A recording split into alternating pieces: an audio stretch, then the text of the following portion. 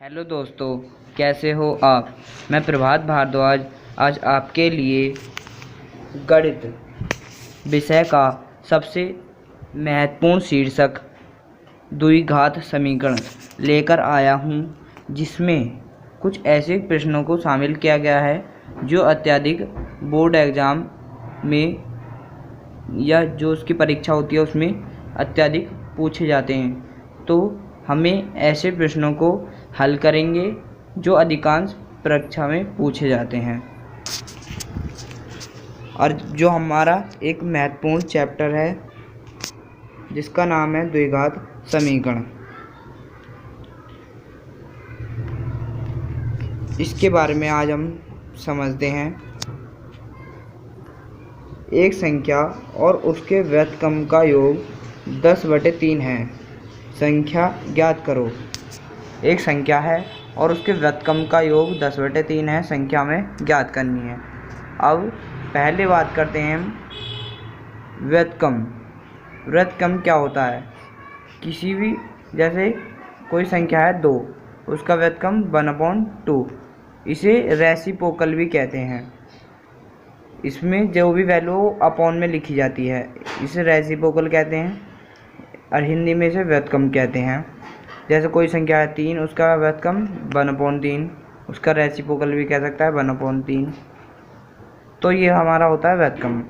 अब इन्होंने कहा है, इस सवाल में जो कहा गया है वो है एक संख्या और उसके व्युत्क्रम का योग 10/3।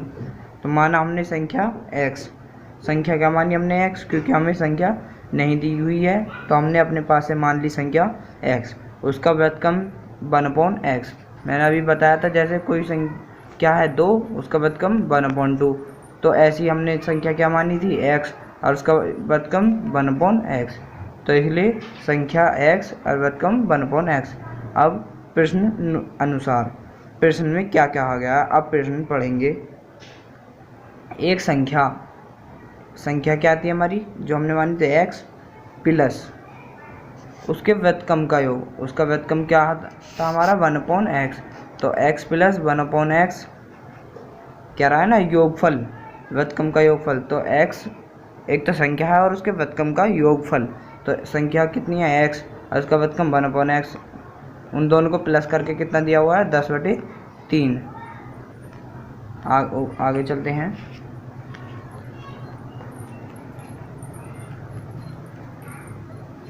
आगे है हमारा, अब हमने ये लिख लिया। आगे इसके नीचे क्या है? इसके नीचे कुछ नहीं, तो यहाँ पर जहाँ पर कुछ नहीं हो तो वहाँ पर 1 होता है, जैसे कि हम जानते हैं। अब हमें क्या करना है? हमें पहले इसका एलसीएम लेना है। यहाँ पर तो 1 है और यहाँ पर x, तो एलसीएम क्या बना? x। एलसीएम क्या बना? x। फिर नीचे इसके अपॉन में 1 है, तो x के x में गुणा करें x² प्लस नीचे x है, x से x कट गया तो कितना आया? 1 बराबर 10/3, जो हमें बराबर में दिया हुआ है। तो हमारा क्या बना? x² प्लस के 1/10/3 बटे में x है। अब हमें इनकी क्रॉस मल्टीपल करनी है, इसकी इधर करनी है और इसकी इधर। हमने 3 की x² प्लस 1 में करी तो 3x² प्लस के 3, जैसे कि यहाँ पर लिखा हुआ है। फिर हमने x की 10 में गुणा करी तो 10x, वो भी हमारा लिखा हुआ है बराबर में। फिर हमें क्या करना है? 3x² को ऐसे ही रहने देना है। ये 10 मैंने आपको बताया था, प्लस का बराबर में जाकर माइनस हो जाता है और माइनस का बराबर में जाकर प्लस हो जाता है। तो उसी को देखते हुए ये 10x है प्लस का, तो ये बराबर से जब इधर आया तो यह हो गया माइनस का। यह क्या था? प्लस का था, इधर आकर माइनस का हो गया।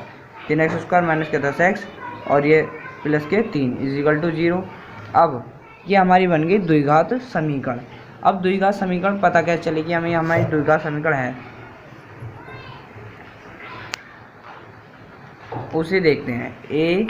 ax² प्लस के bx प्लस के c = 0 है, तो हमारी द्विघात समीकरण है, वरना नहीं। अब द्विघात समीकरण को द्विघात समीकरण क्यों कहते हैं? द्विघात समीकरण में किसी भी समीकरण के 2 मान हमारे आते हैं, चाहे वह दोनों प्लस के हों या दोनों माइनस के या एक प्लस और एक माइनस का। इसमें क्या होता है, द्विघात समीकरण में किसी भी समीकरण के हमारे दो मान आते हैं, तो इसलिए इसे द्विघात समीकरण कहते हैं। जैसे कि ये हमारी समीकरण लिखी हुई है 3x² माइनस के 10x प्लस के 3। अब हमें क्या करना है, सबसे पहले जो आगे x² की संख्या लिखी हुई है इसकी हमें पीछे वाले में गुणा करनी है। 3 की 3 में गुणा करें, 3 दिया 9।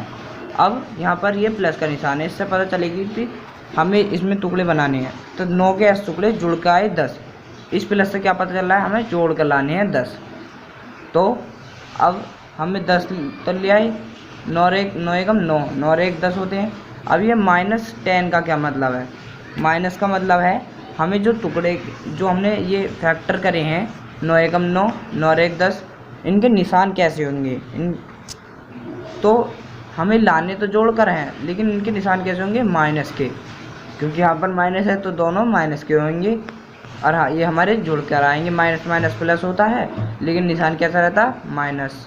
तो ये 9 एक 10, तो ये हमारा आ गया 10x। तो इसलिए इसका अत्यधिक ध्यान रखना है, इस माइनस का मतलब है दोनों निशान माइनस के होंगे। और हाँ, ये इस वाले निशान से पता चलेगा हमारा ये जोड़ कर लानी है आगे।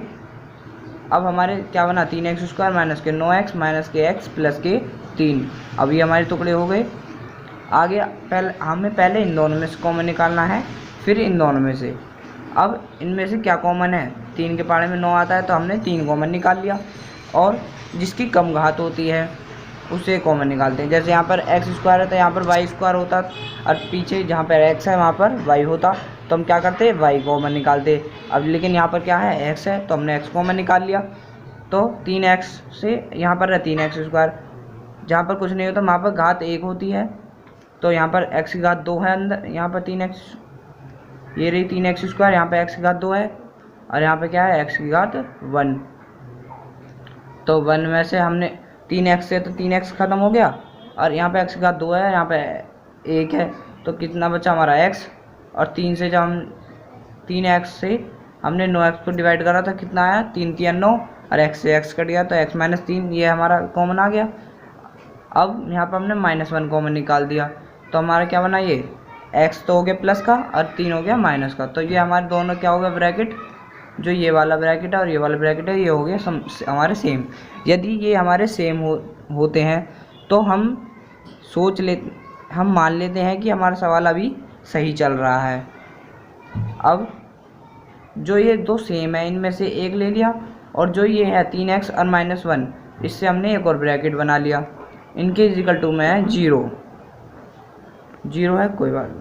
अब ये है x - 3 इक्वल टू 0, तो x बराबर क्या होएगा, 0। ये 3 इधर का था, मैंने बताया था अभी, माइनस का बराबर जाकर प्लस हो जाता है, और प्लस का बराबर जाकर माइनस। तो यहाँ पर क्या है, यहाँ पर क्या है, यहाँ पर है माइनस, तो ये बराबर जाकर क्या होगा, प्लस के 3। अब ये हमारा कितना, 3x, ये माइनस के 1 इक्वल टू 3x माइनस के 1, और बराबर कितना है, 0। तो हमने क्या बना, हमारा 3x बराबर, ये माइनस का 1 है तो इधर जाकर क्या होगा, प्लस का, और x बराबर 1/3, ये इसके डिवाइड में चला गया। तो हमारी संख्या क्या निकल गई, एक तो हमारा x का मान आया था 3 और एक 1/3, और हमारी संख्या भी आ गई एक 3 और एक 1/3। तो जो ये 3 है ये तो हमारी है ये संख्या, और 1/3 जो है ये हमारा है उसका व्युत्क्रम। मैंने आपको बताया जैसे कोई संख्या है 2, उसका व्युत्क्रम 1/2, कोई 3 है तो 1/3। तो ऐसी एक संख्या है यह 3 और उसका व्युत्क्रम 1/3। तो यह दो हमारी संख्याएं आ गई। तो दोस्तों, आज हमने जो हमारा महत्वपूर्ण टॉपिक था द्विघात समीकरण, उसके बारे में पढ़ा और उसके बारे में समझा। तो दोस्तों, अगर आपको मेरा प्रयास अच्छा लगा हो तो ऐसी ही वीडियो देखने के लिए मेरे YouTube चैनल नेम आप सब जानते हैं, नन्ना कवि, को सब्सक्राइब करें और वीडियो को लाइक करें और अपने दोस्तों में ज़्यादा से ज़्यादा शेयर करें, ताकि वह हमारी वीडियो का ज़्यादा से ज़्यादा लाभ उठा सकें। और जो हमारा यह महत्वपूर्ण टॉपिक है इस पर जिसके हमारे अत्यधिक सवाल आते हैं बोर्ड एग्ज़ाम में, उन्हें भी हल कर सकें। धन्यवाद।